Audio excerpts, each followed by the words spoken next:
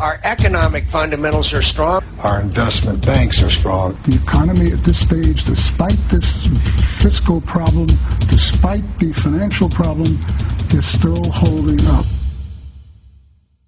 I want to expand IRA so that young people can save tax-free to buy a first home. I do believe in the American dream. Owning a home is considered a big part of the American dream. Owning a home is a part of that dream. The old-fashioned American dream. Democracy, liberty, opportunity. Those who believe that they could control and direct the market's invisible hand will eventually be slapped by it. That's the painful and embarrassing situation we find ourselves in today. This is not the first time this kind of thing has happened. We heard the same argument with Fannie Mae bailout. We've been here before. There's a number of reasons why we are experiencing this almost unprecedented prosperity. Among them are lack of regulation, recklessness, free trade. This was liberal Democrat political correctness that created this disaster of the bad mortgages. President Bush is making a last push to deregulate. Greed, an infectious greed, seemed to grip much of our business community. How do we end the cycle of booms and busts? We need a big stimulus package that will jolt the economy back into shape. The financial system is having to realize the losses that resulted from this huge credit bubble that burst, and the system is freezing up. We're in the midst of a serious financial crisis.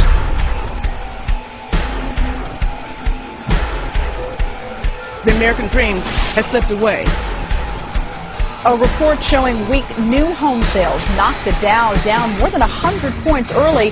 Henry Paulson and Ben Bernanke, they're the Pied Pipers that led us down this path. Now they're going to lead us over a cliff. We could write a $700 billion blank check.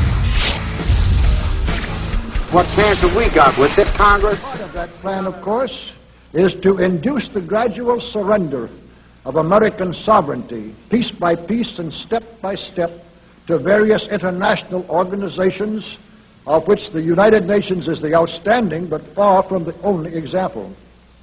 Now, here are the aims for the United States. 1, greatly expanded government spending for every conceivable means of getting rid of ever larger sums of American money.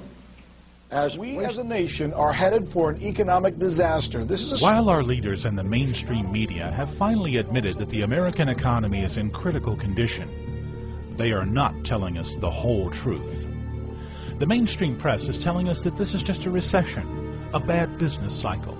But many experts are now saying that the current problems are much more than that. I think there's an excellent chance we're actually standing at the edge of the precipice and about to go over. So hold on to your hat. What I'm afraid we're looking at is the end of an empire. And unfortunately, the two most violent periods for an empire are when it begins and when it ends. And the most desperate acts, both by citizens and leadership, are also at the beginning of an empire and at the end of an empire. And I see us moving that direction. People ask me, aren't you worried about controversy? Are you worried about your reputation? And I just sort of think, you don't know what's ahead if you think that that's what I should be worrying about right now. The real world around us is falling apart. You know, the economy is shattering. We're in desperate straits economically. It's not working. Our military is broken. It's completely broken. The infrastructure is falling apart. Our vaunted healthcare system, the hospitals, are all in terrible disrepair. The food supply is suffused with poison. I mean, it's a real mess. It's a nightmare. The political system is a joke. You know, we don't have the right to vote. Our elections are circuses. All this is going on. It's a revolutionary situation, is what I'm saying, okay? But you pick up the New York Times or you turn on CNN and you get your soma. You know, you get your daily drug, which tells you, no, everything's fine. It's business as usual.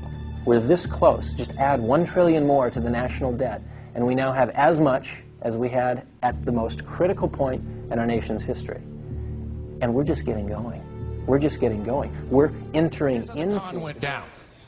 The bankers were operating under an implicit guarantee from the Godfather, the Federal Reserve, in the form of guaranteed low interest rates, guaranteed cheap money exclusively for the con men. Then Chairman Greenspan, the godfather, would agree to hold those rates, let's say 2% for as far as the eye could see. The banks, or bankers, the con men, would borrow that money from the Federal Reserve, let's say 2%, and then turn around and lend it back to you at, let's say, 6%. That encouraged the patsies, you and me, to be drawn into the con because 6% looks like a pretty low rate. Low rates for houses, low rates for cars. Heck, you can join a health club, make that on payments, they'll turn that into bonds, and of course, promises of a higher than average return for those managing teachers and policemen's and judges' pension funds that are buying into the con as well. And here exactly is where the con comes in. As you and I both know, the banks had no money. They were getting it from the Federal Reserve, which is us. It's funny money. They had no capital to back up their lending. But that did not matter because they also had no risk in the lending. If the lending paid off, they win. And they won big when they did that because they did it with leverage. Top Manhattan executives alone paid themselves $121 billion in bonuses over the first part of the decade. Now, mind you, when the bank loans failed, they knew they were too big to fail. So the rest of us, you and me, would have to bail them out. The ignorant electorate, if you will, the patsies, who had no idea, and really still don't, understand how badly they are being conned by our government and our banks. Once the banks, however, realized there was no losing, the question was, how do we make the con bigger? How do we get more money through this crazy machine so we can get richer? The question, or the answer, I should say, is simple. Make more loans, more credit card loans. Think of all the credit card applications that were sent to you over the past 10 years. More car loans. It's the reason General Motors went upside down. It wasn't the cars. It was because they were running a financing scheme. Home loans, you know the narrative. So the people most hurt by this con, the home buyers, the cops, the teachers, pensioners who were suckered in by the bait of low credit and high returns in exchange for buying worthless toxic assets manufactured by the bankers. That's why your pension fund was wiped out. That's why the interest rate on your savings to this day remains around zero. If you're a retiree, you know what I'm talking about. It's also why you're now drowning in a mortgage on a house that's worth far less than you owe, because the bankers were happy to lend you money they did not have to drive up the price of that house because they knew the more loans the better, but no downside for them. So what's next?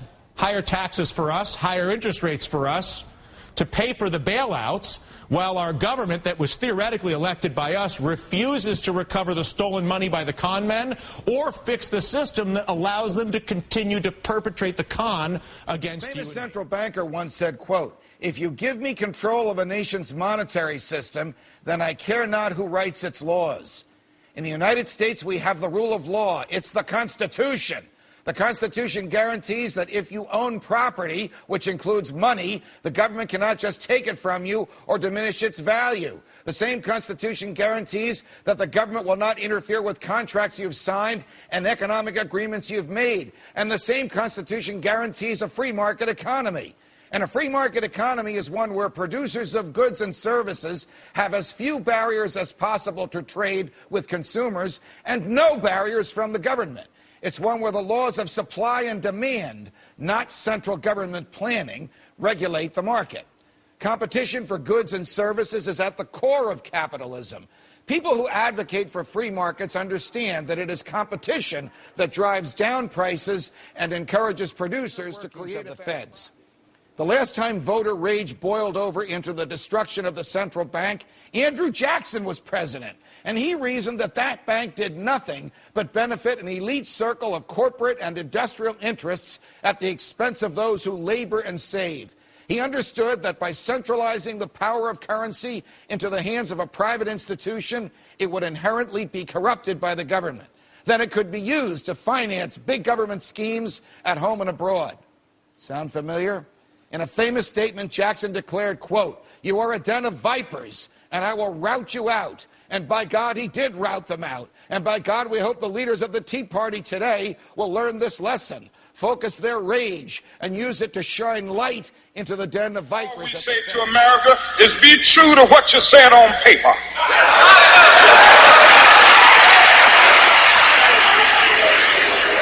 I lived in China or even Russia or any totalitarian country, maybe I could understand some of these illegal injunctions.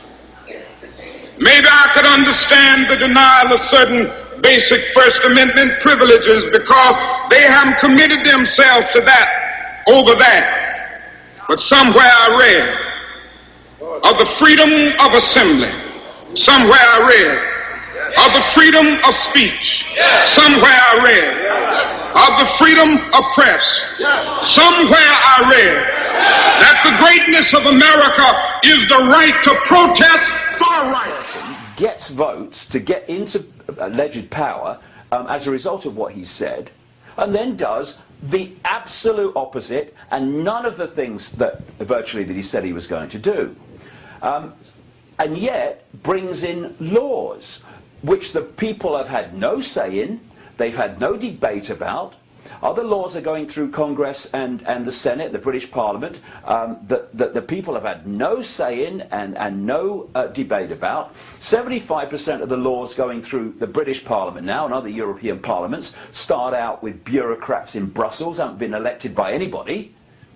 And then we say, well, it's the law, you've got to obey the law. No, you've not. No, you don't. I'll tell you what you have to obey if we're going to get a decent world here. We have to obey our natural instincts of basic fairness, basic justice, and basic integrity. Now, if a law fulfills that criteria, I have no problem with it. And that's fair enough. But if that law is not designed to provide justice, a benefit to the community, integrity or fairness, but actually to destroy all of them, what the heck are we doing obeying that law? It has no basis in moral justice, therefore what are we obeying it for? And this thing with the foreclosures is a classic, because we have this little circle going on here. Where people lose their homes because they lose the jobs or their income drops and they can't pay the mortgage. They can't pay the mortgage because they lost the jobs because of an economic recession, a massive economic recession, which was caused by the banks and the banking system that took away checks and balances on purpose at the top level to allow unfettered greed to run riot, as they knew it would, and create this catastrophe. Then two things happen. Bankers like Timothy Geithner and Larry Summers. Geithner was brought in by Obama as his Treasury Secretary, and Summers was brought in a major economic role. They then decide that the way out of this crash caused by banks is to actually take vast amounts of non-existent, but still in theory has to be paid back credit borrowing. From where? The banking system, much of it, and give it to the banks to bail them out. Then these banks, which have, let's go through this, beam me up, Scotty, please, this bloody mad down here, right? The banks created the problem. The banks, and therefore people can't pay their mortgage. The banks then get bailed out by the people, many of whom now can't pay their mortgage. And then these bailed out banks who caused the problem come along and say, you can't pay your mortgage, we're foreclosing on your house. And we're leaving? I mean, come on. Hey, we're infinite consciousness, not bloody slaves. Come on. People need to stay in those homes, and people in their homes who are fortunate enough to be able to pay the rent in that community, they need to support those people. And if we do that, the system can't. We're disdeveloping. It's a real serious situation. It's more serious in its possible consequences than the Great Depression. But perhaps the greatest myth of all is that America's going to last forever. Someone is in critical condition, in this case our society, our economy, and our literally... to back them up. Although I would say we had a currency for many parts of our history without any federal debt. When was that? Under the Jackson administration. So this was before the Civil War. This was right. This was during the period of where individual banks issued currency. We didn't have a national currency. I just might say that it's possible for a country to have a currency without a trillion-dollar debt. Yes. Thank you, Mr. Chairman. Yeah.